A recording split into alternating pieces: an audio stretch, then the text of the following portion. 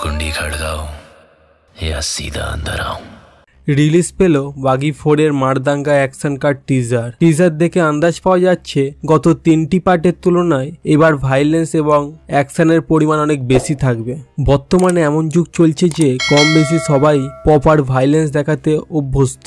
বিশেষ করে আমরা ইংলিশ সিনেমায় ভাইলেন্স দেখতে অভ্যস্ত ছিলাম, এখন করে ইন্ডিয়ান ফিল্ম কিছু কিছু ভাইলেন্স সিনেমা বের করেছে, তার মধ্যে মার্কো, হিট 3 তো দেখেছি। আজকে যা টিজার দেখলাম বাপ লেভেলের ভাইলেন্স আছে এই সিনেমায়।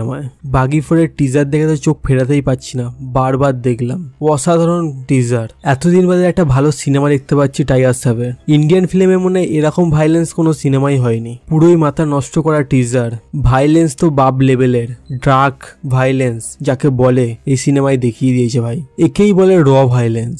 এখনকার সময় যেমন ধরনের সিনেমা চলছে, কে কত র ভাইলেন্স দেখাতে পারে যেন কম্পিটিশন চলছে। এখনকার দর্শকদের যত র ভাইলেন্স দেখানো হবে এরা ততই যেন খুশি।